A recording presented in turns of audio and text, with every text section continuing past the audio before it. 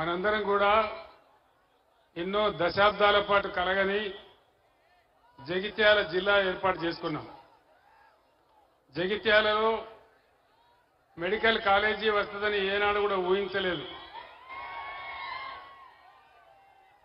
కానీ ఈరోజు ఈ రాష్ట్ర ప్రభుత్వం జగిత్యాల జిల్లా తీసేస్తా అంటున్నది.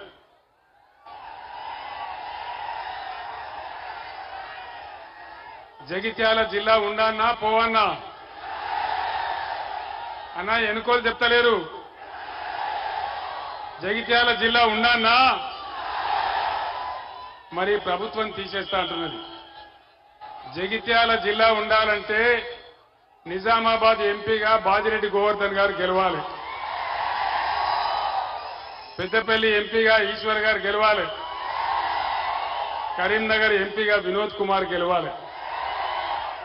ఎందుకంటే వీళ్ళకి ఇప్పుడున్న ప్రభుత్వానికి తోక తెలియదు, నా తొండేం తెలియదు. ఏ పని కూడా వీళ్ళకి చక్కగా చేస్తలేదు. మీ అందరికీ తెలుసు, ఉద్యమ సమయంలో ఈ ప్రాంతం అంతా నేను బాగా తిరిగినాను.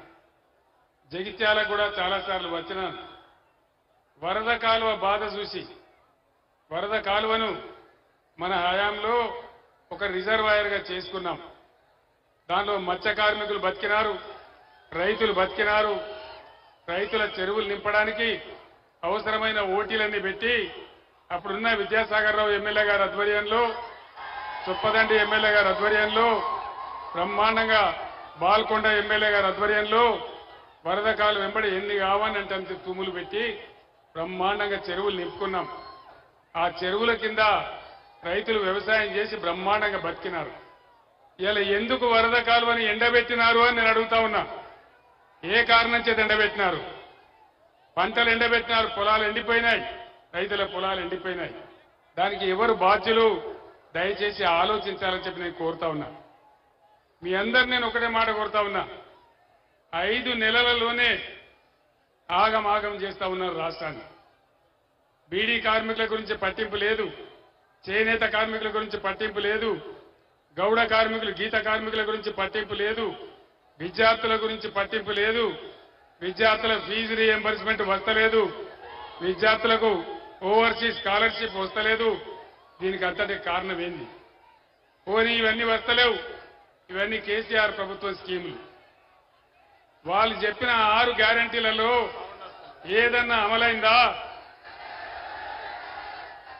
మహిళలకు 2500 వచ్చినాయా? ఏ వచ్చినాయట కదా, జగిత్యాలు వచ్చినాయట కదా. ఇలా రాహుల్ గాంధీ చెప్తుండే నిర్మల్ మీటింగ్ లో, రాహుల్ గాంధీ నిర్మల్ మీటింగ్ లో ఏం చెప్తున్నాడంటే ఆల్రెడీ మహిళలకు 25,000 రూపాయలు 22,500 వేస్తా ఉన్నామని చెప్తా ఉన్నాడు. రాలేదా?